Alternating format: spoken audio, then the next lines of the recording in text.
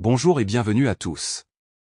Toute la presse occidentale, dans ses articles portant sur l'Afrique, fait une large couverture de la progression militaire spectaculaire des mercenaires rwandais du M23 qui se sont emparés de la cité de Masisi et qui sont en train de foncer sur le Lubero, le Nord Kivu et le Sud Kivu, provinces essentiellement minières de la République démocratique. Avant de commencer, n'oubliez pas de vous abonner et d'activer la cloche de notification pour ne rater aucune de nos prochaines vidéos. C'est parti. Démocratique du Congo sont sous assaut, un assaut massif. Et les grands médias occidentaux prennent un plaisir profond à relater cette avancée spectaculaire. Mais la question qu'on peut se poser, c'est pourquoi cette appétence des médias pour la progression du M23? Pourquoi cette appétence des médias pour le mouvement des terroristes qui agissent en République démocratique du Congo, sous le parrainage de Paul Kagame, le dictateur rwandais, et de ses tuteurs anglo-américains et européens? Car c'est bien de cela qu'il est question. Le M23, c'est un mouvement terroriste d'origine rwandaise qui est parrainé par le régime rwandais de Paul Kagame. Et le régime rwandais de Paul Kagame est parrainé par l'alliance anglo-américaine d'abord et par extension l'alliance militaro-politique occidentale. C'est ça la réalité.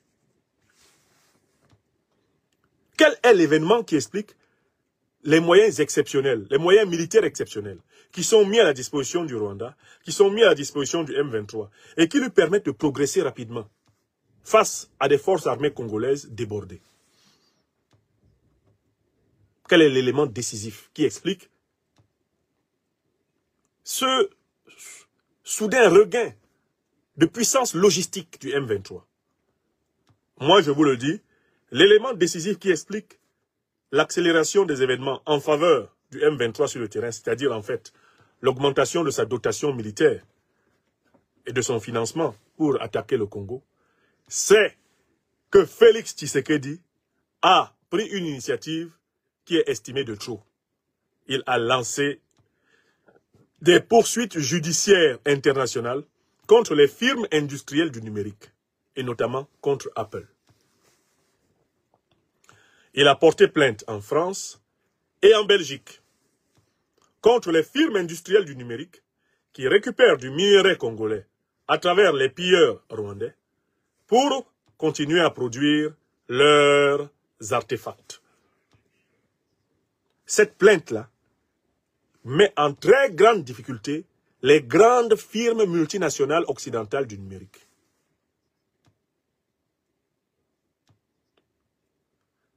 Et à partir de là,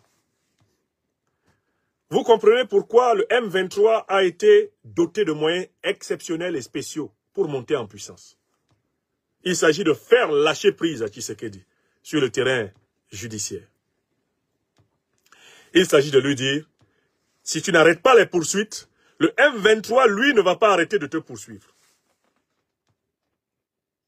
Si tu n'arrêtes pas de nous traîner devant les grands tribunaux internationaux où le droit international commercial, le droit international politique peut jouer en ta faveur, toi, Tshisekedi et la République démocratique du Congo, nous allons donc donner tous les moyens nécessaires au M23 pour venir te chercher à Kinshasa. Est-ce que vous comprenez ça? Est-ce que vous comprenez ça? Ça, c'est le motif principal. Le front judiciaire ouvert par Tshisekedi inquiète les multinationales industrielles du numérique qui vivent du minerai congolais, qui ont besoin d'un Congo en guerre pour le piller et récupérer son minerai à vil prix, voire gratuitement. Ce sont ces firmes-là qui sont cachées derrière le Rwanda, derrière le M23, pour mettre la pression sur la République démocratique du Congo. Voilà l'événement de ces 3 derniers mois qui explique l'accélération. Mais regardons le comportement de Tshisekedi. Est-ce qu'il est à la hauteur? Je suis désolé, le président Félix Tshisekedi n'est pas à la hauteur de la situation. D'abord parce qu'il a les mêmes parrains internationaux que le Rwanda de Kagame. J'ai déjà procédé à une critique générale de la géopolitique de Tshisekedi. Tshisekedi, c'est quelqu'un qui se comporte comme un manchot qui veut prendre son courage à deux mains. Tu es manchot. Tu ne peux pas prendre ton courage à deux mains. Tu ne peux pas combattre les parrains de ton régime dès lors que les parrains de ton régime sont les mêmes que ceux de ton ennemi. Kagame a pour parrain les Anglo-Américains, l'Union européenne, Paris, Israël. Tshisekedi a pour parrain les Anglo-Américains, l'Union européenne, la France, Israël. À partir de l'analyse du système de parrainage des deux régimes, vous vous rendez compte que la guerre rwando-congolaise est organisée par les parrains du Rwanda et du Congo. Et elle est organisée pourquoi? Pour que la République démocratique du Congo soit instable. Car l'instabilité de la République démocratique du Congo est la condition de la continuation de son pillage. Je vous ai expliqué ça tout à l'heure pour le Tchad. Comment on a conçu le Tchad? Pourquoi le Tchad a été en guerre depuis tout ce temps-là? Vous comprenez ça maintenant en République démocratique du Congo? C'est le même schéma. Tshisekedi sait très bien que ce sont les parrains de Kagame, de Museveni, c'est-à-dire les Anglo-Américains, l'Union européenne.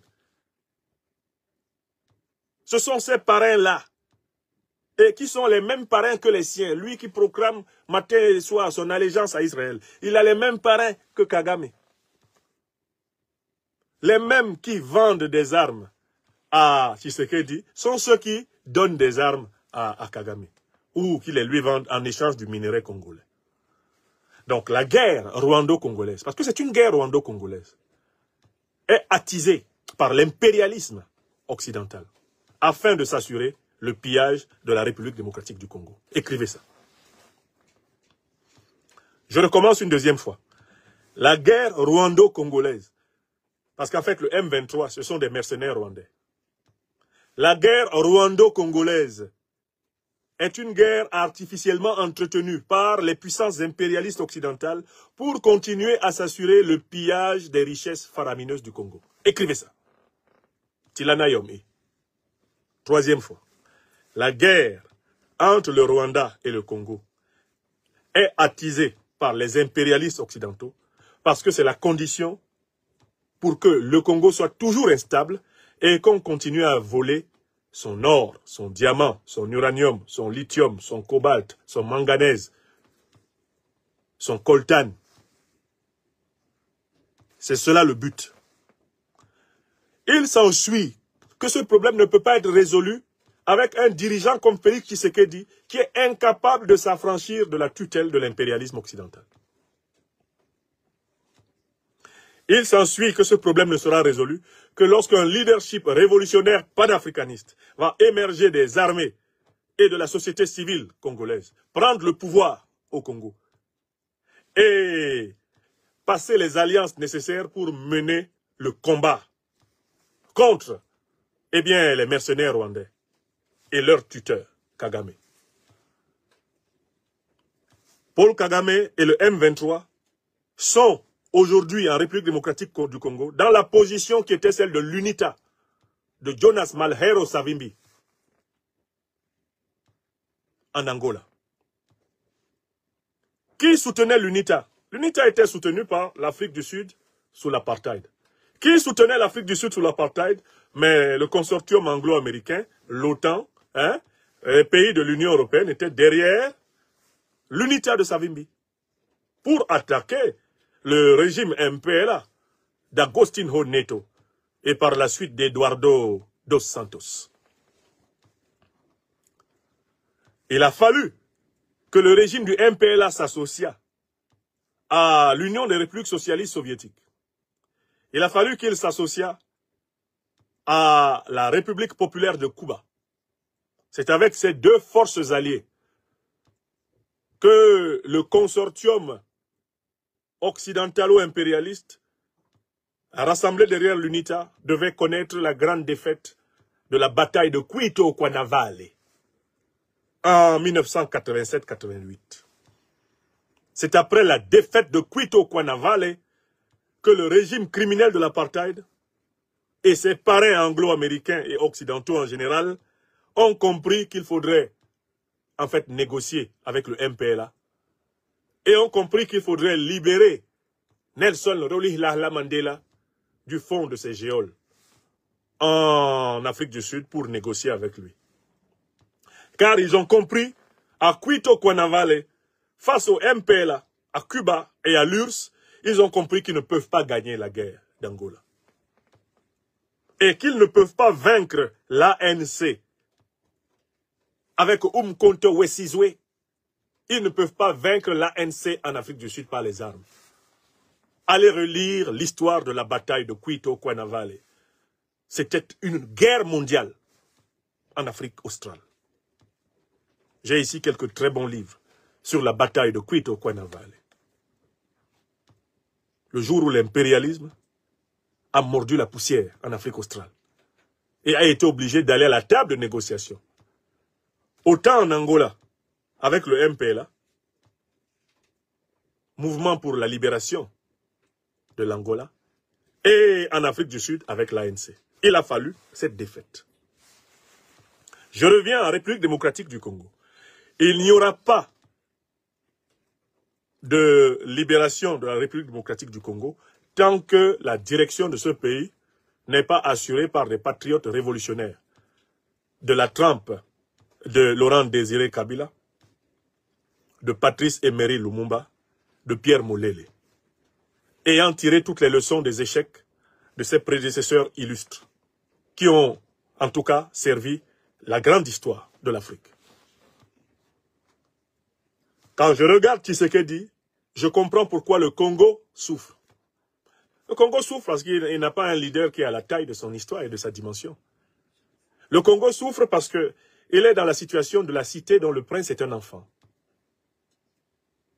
Il est connu dans la sagesse des siècles que c'est un malheur pour une cité que d'avoir un prince qui est un enfant. Quand le prince est un bébé gâté, quand le prince est quelqu'un qui, en réalité, est très facilement rassasié, la cité est livrée au malheur. Tshisekedi n'est pas l'homme qui va être capable d'opérer les ruptures nécessaires à l'émancipation du peuple congolais. Seul le peuple congolais, dans ses forces panafricaines révolutionnaires, en alliance avec toutes les autres forces panafricaines du continent et les puissances du monde multipolaire, seul le peuple congolais a le secret de sa libération entre ses propres mains. Elle ne lui sera pas donnée. Il faudra que le peuple congolais l'arrache, avec le soutien de toutes les Africaines et de tous les Africains éveillés du monde. C'est ce que je voulais dire. Mais l'accélération là vient du fait que Tshisekedi ouvre le front judiciaire alors qu'il ne s'est pas donné les moyens sur le front géopolitique, géostratégique, géomilitaire. Qu'est-ce qu'il a changé en géostratégie, en géopolitique? Rien. Monsieur attaque sur le terrain judiciaire. Mais quand tu attaques sur le terrain judiciaire, là, ces grandes firmes de l'industrie du numérique, mais il faut que tu sois prêt sur le terrain militaire. Parce qu'ils vont t'attaquer là-bas. Et c'est ça la grandeur des pays de l'AES.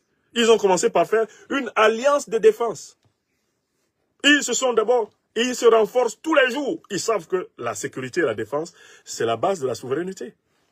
Tshisekedi n'a pas la sécurité et la défense, il ne la renforce même pas, d'autant plus qu'il est encore sous le parrainage de ceux-là même qui veulent que le Congo soit faible et instable. Et il vient nous raconter sa vie.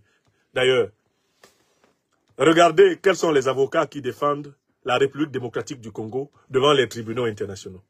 Ce sont des avocats occidentaux. Ça montre le manque de sérieux de Félix Tshisekedi. La République démocratique du Congo, l'Afrique manque-t-elle de brillants avocats présents ici en Europe, en France, en Belgique? Manque-t-il de brillants avocats africains pour défendre la cause de la République démocratique du Congo? Non, monsieur, ça va prendre les grands cabinets occidentaux. Mais il faut vous poser la question de savoir quel est l'intérêt que les grands cabinets d'avocats occidentaux auraient de voir les grandes puissances occidentales perdre des procès face au Congo. Quel intérêt? Vous avez les meilleurs avocats possibles qui ont été formés à travers le monde. Les avocats africains. Vous ne les utilisez pas. Vous allez nous prendre les gens là qui sont là pour récupérer vos milliards Et ensuite, pour vous donner des demi-défenses, des demi-solutions, et vous perdez du temps. Oui, à Djoko Oko, on doit poser la question à Tshisekedi. Félix Tshisekedi, on t'a fait quoi? Qu'est-ce que le peuple congolais t'a fait? Est-ce que tu es obligé d'être président en sachant que ça te dépasse?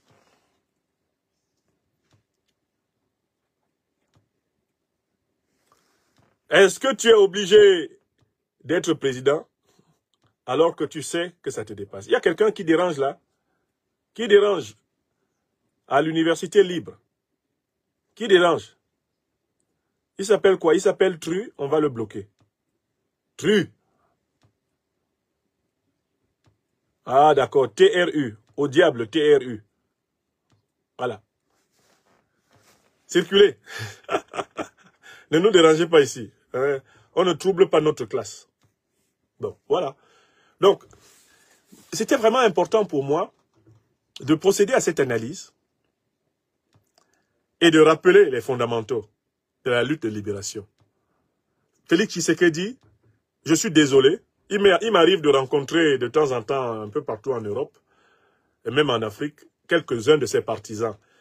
Et moi, je suis toujours très patient. Quand j'ai 2, 3, 4 minutes, même un quart d'heure, je croise un partisan de Félix Tshisekedi qui essaie de m'expliquer sa politique. Je m'assois toujours, je le laisse parler. Tu peux parler 5 minutes, 10 minutes, je te laisse quand tu as fini. Je prends tout ce que tu as dit point par point et je montre que c'est faux. Cela m'est arrivé au moins 10 fois ces 2 dernières années. Je n'ai pas pu croiser un seul partisan de Tshisekedi qui, après que je lui ai démontré les fautes et les erreurs de son leader, ait été capable de continuer le débat. Tous, quand ils ont discuté avec moi et que j'ai repris leur argumentation point par point et qu'on a sorti les téléphones pour prouver ce que nous disons, parce qu'on a Internet quand même, heureusement, en permanence maintenant sur la Terre, on peut aller à la documentation. Quand on a fait ce petit travail-là, au bout de 30 minutes, le partisan de Tshisekedi, s'il a un chapeau comme ça, il enlève ça et me dit « Merci, professeur ». Voilà. Donc, qu'ils viennent écouter mes conférences, même Félix Tshisekedi, qu'ils viennent se rendre compte du fait que les Africains savent que sa politique là ne vaut rien. Voilà. Les Africains le savent scientifiquement, ça ne vaut rien. Sa politique. Il perd le temps au peuple congolais. Il perd le temps au peuple congolais. Passons au 3e sujet.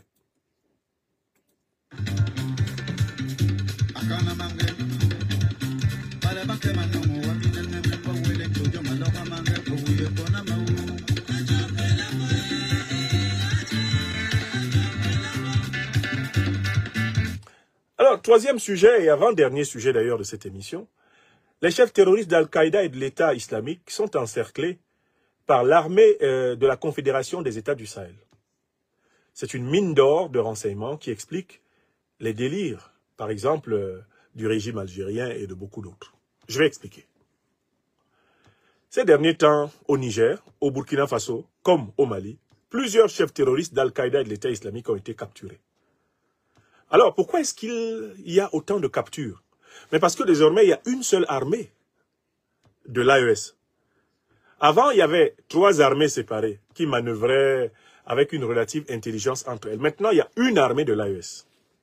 Donc, en fait, les opérations de l'AES sur tout le territoire de l'AES sont coordonnées par la même armée. C'est le même commandement. Il n'y a pas d'abord le commandement malien qui se met à poursuivre les gens et après, les Nigériens sont au courant.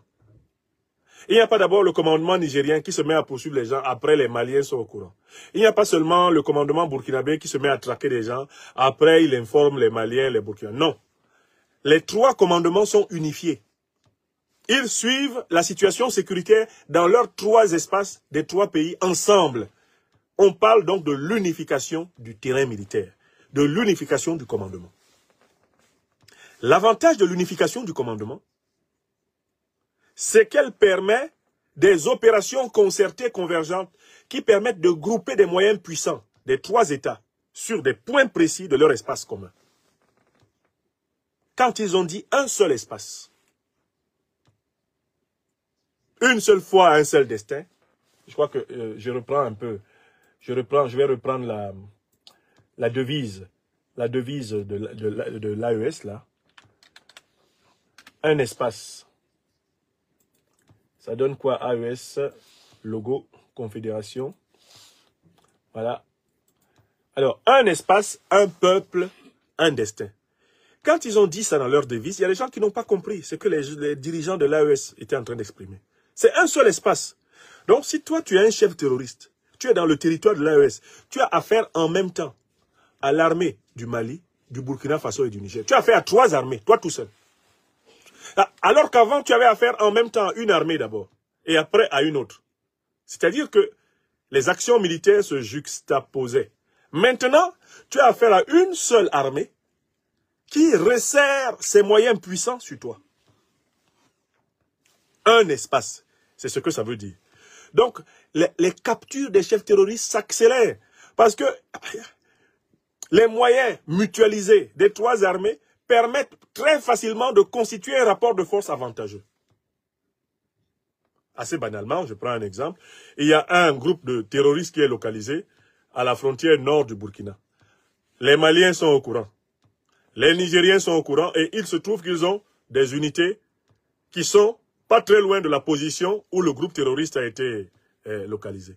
Les 3 unités font mouvement sur le groupe terroriste. Le groupe terroriste se retrouve pris en tenaille par 3 armées qui agissent circulairement et qui sont en information totale et qui ont le même commandement. Tu t'en sors comment? Chef terroriste avec un groupe de 50, de 100 ou de 200. Si tu es encerclé par 2000 militaires, avec une aviation, composée, mettons, même de 2000 militaires et 3 avions de combat. Tu es là avec 100 hommes, dans un espace aussi ouvert que celui du Sahel, où il y a à peine quelques arbres pour te cacher, quelques maisons abandonnées pour te cacher. Et ces maisons sont des tombeaux pour toi. Parce que les missiles vont te trouver dedans. Hein? On peut faire ça? Donc ils sont en train d'être cueillis les uns après les autres. Parce qu'ils sont désormais sous la pression d'une mâchoire puissante. La mâchoire de l'armée des États du Sahel. Vous avez compris? Maintenant, il y a un deuxième intérêt à ce qui se passe. Pourquoi ils sont arrêtés aussi facilement? Pourquoi ils sont de plus en plus capturés aussi facilement?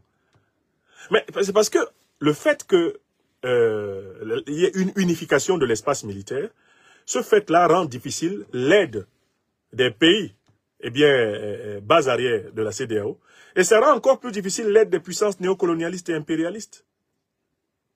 Les puissances néocolonialistes et impérialistes pouvaient plus facilement aider ces groupes armés terroristes quand il y avait une isolation des 3 armées du Sahel. Elles pouvaient se faufiler dans les incohérences entre ces 3 pays et arriver à aider les groupes. Mais là, il y a 3 armées.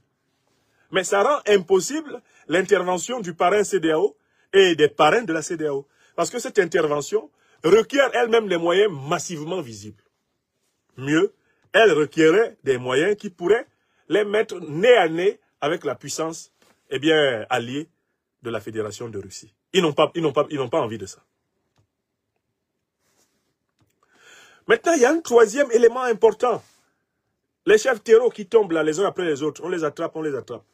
Vous savez, ce sont des mines d'or de renseignement. Chaque chef terroriste qui est arrêté, surtout des chefs terroristes importants, va être mis à table. Il est mis à table et il va parler. Et ce qu'il dit va permettre d'améliorer les opérations contre son groupe. Les opérations contre ses alliés. Les chefs terroristes, pour augmenter leur espérance de vie, comprennent très vite qu'il faut beaucoup parler. Et ils parlent beaucoup. Il y en a même qui deviennent presque amoureux du Sahel. Ils se confessent. Certains essayent de délirer. Mais quand les renseignements généraux sahéliens leur prouvent que d'autres ont déjà parlé, quand on leur prouve qu'on savait même déjà que c'est grâce à leurs propres camarades qu'on les a arrêtés, ils disent, bon, comme c'est gâté, je dis tout. Ce sont des mines d'or de renseignements. Plus on arrête des chefs terroristes, plus facile il est d'arrêter les autres. Parce que les uns livrent les autres. C'est comme ça chez les démons. Ah, les démons n'ont pas pitié entre eux. Quand un peut prolonger sa peau en livrant l'autre, mais il le livre. Il sait que de toute façon, on est tous dans le mal. Comme on est tous dans le mal, là, je te livre, en tout cas, c'est la récompense de ton mal que tu obtiens. Comprenez? Donc, la 3e raison, c'est l'augmentation des révélations, l'augmentation du renseignement. Voilà pourquoi il tombe du tonnerre. Et cette tendance va donc avoir à s'accélérer. C'est l'une des raisons qui explique la colère de l'Algérie. Parce que l'Algérie, qui par exemple est une base arrière de plusieurs chefs terroristes, se rend compte qu'elle est en train de perdre ses petits alliés dans la région. À peine il y en a un qui entre dans le territoire de l'AES, on le prend. Mais ça pleure à Alger. Abdelmajid Tebboune qui donne des leçons de morale à la France.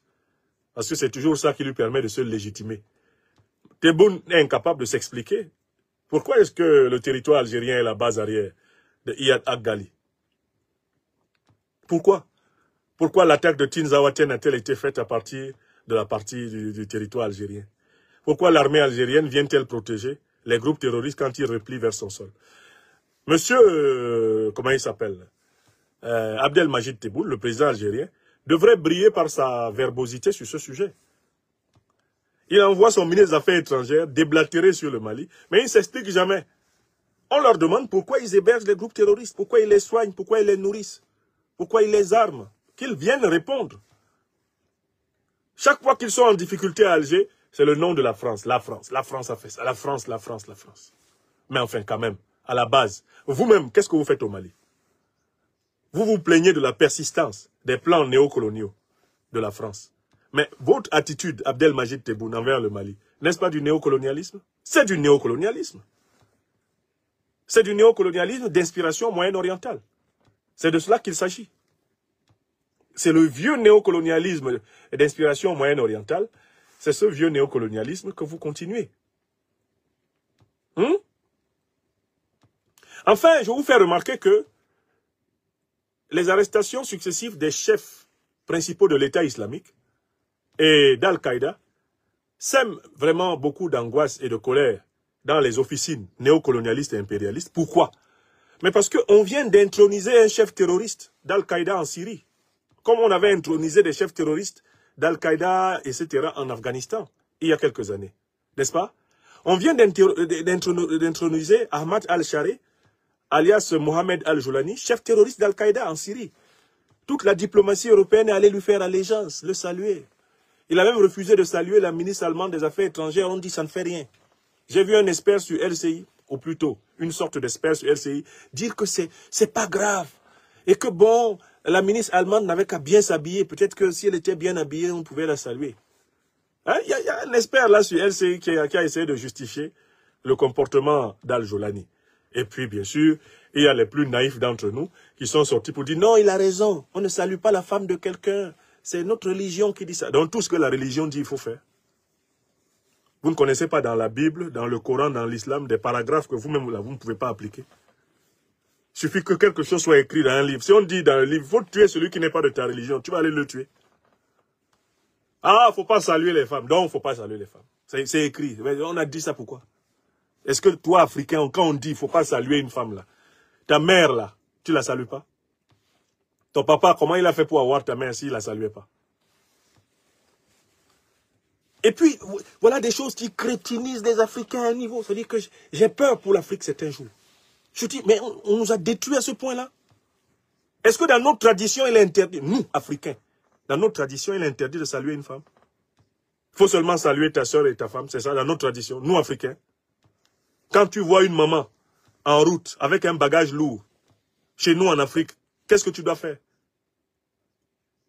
Quand tu vois une personne, quel que soit son sexe, dans le besoin, tu dois faire quoi? Tu ne dois pas la toucher pour l'aider. Donc si une maman est tombée, comme c'est une femme, c'est pas ta femme, c'est pas ta mère, tu ne vas pas la toucher.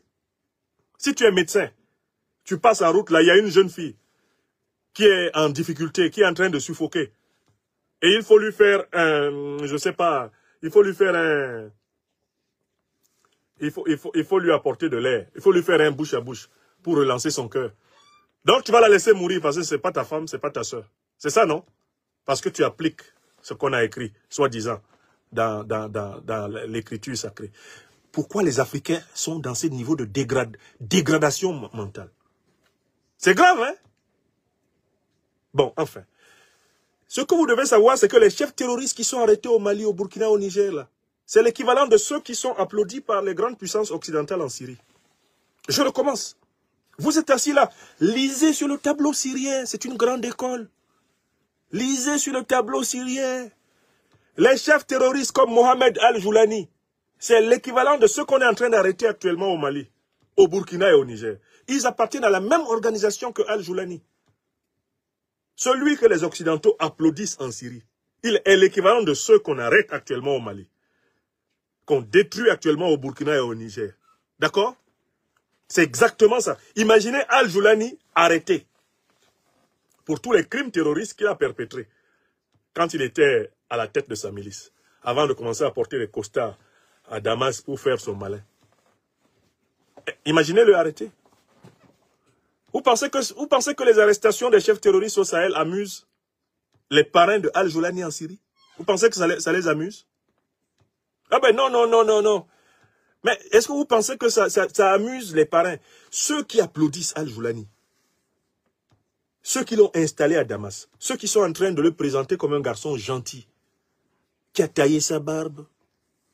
Est-ce que vous savez que ça leur fait mal que l'équivalent de Al-Joulani soit arrêté actuellement au Sahel? Le chef terroriste là qui vient d'être arrêté, écoutez le reportage de la télé malienne. L'arrestation de Mohamed Ould Erkeil, alias Abou Rakia ou Abou H, un chef terroriste de premier plan de l'État islamique au Grand Sahara. On note aussi la neutralisation de plusieurs de ses combattants et la récupération de divers matériels militaires. Le film avec Abdoulaye Sako. Bon. 2025, une année qui commence fort pour les forces armées maliennes.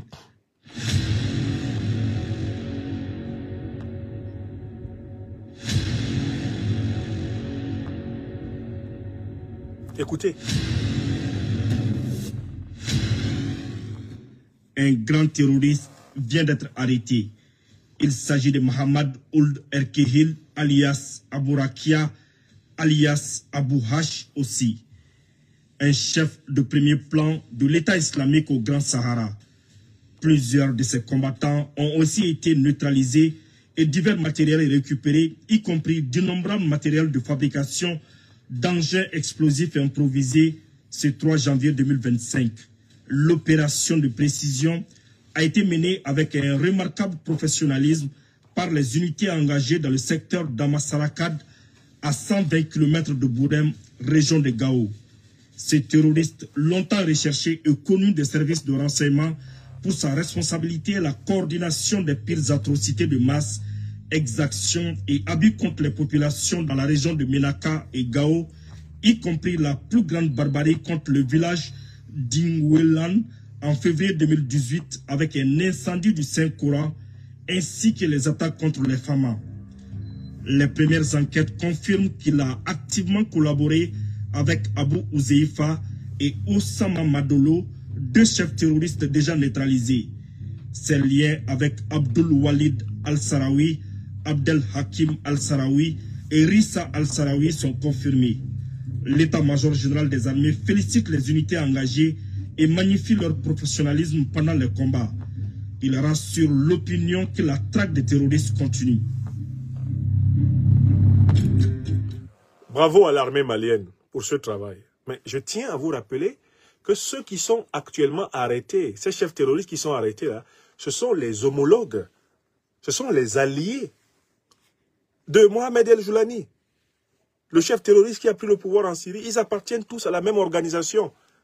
Ils appartiennent tous à l'État islamique, ils appartiennent tous à Al-Qaïda. C'est la même organisation. Celle que vous voyez là, qui a été installée au pouvoir à Damas, avec le soutien de grandes puissances occidentales, c'est cette organisation dont les chefs sont actuellement arrêtés au Sahel.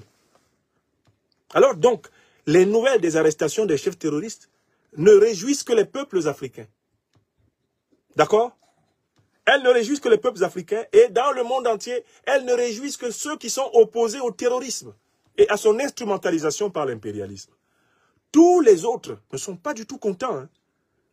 Les succès des armées de l'Alliance des États du Sahel ne font pas que des heureux.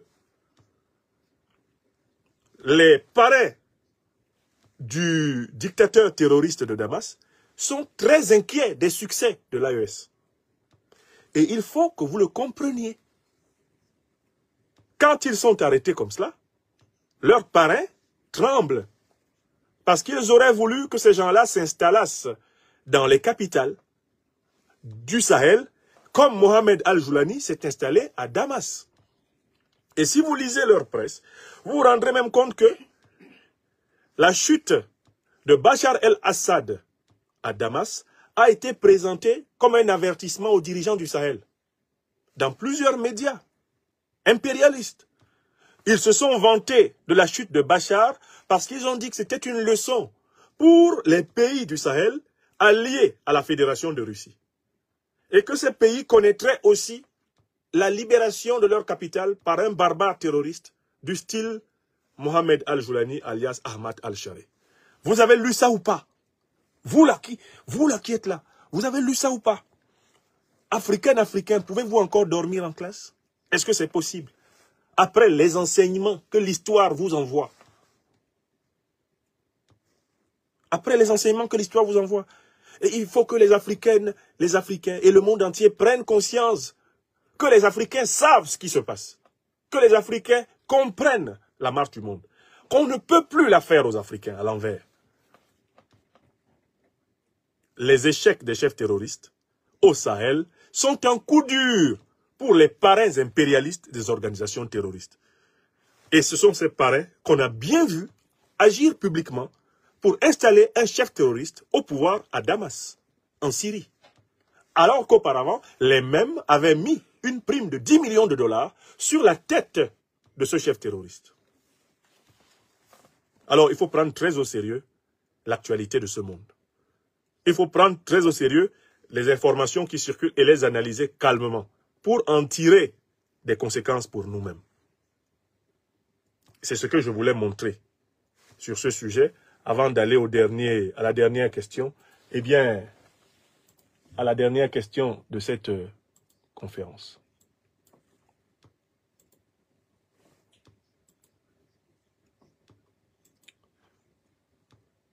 À la dernière question de la présente conférence. Alors, la dernière question est vraiment un rappel. J'ai dit par plusieurs fois ces derniers jours que je martellerai un message essentiel pour les peuples africains qui vivent dans les dictatures. Le message est le suivant. Il n'y a pas d'élection sans état de droit en Afrique. Il n'y a pas d'élection sans état de droit en Afrique. Une élection est une opération par laquelle un peuple choisit librement ses dirigeants. C'est un acte de souveraineté populaire. Or, un pays dans lequel tous les pouvoirs sont confisqués par un individu ou un groupe d'individus qui braquent le peuple en utilisant l'armée, des individus qui imposent leurs quatre volontés à l'appareil judiciaire, des individus qui contrôlent les commissions électorales et qui proclament les résultats de leur choix. Un tel pays, qui n'est donc pas un état de droit, ne peut pas organiser cette chose qu'on appelle une élection. N'oubliez pas de vous abonner et d'activer la cloche de notification pour rester informé de nos prochaines vidéos. Restez à l'écoute pour les développements passionnants à venir.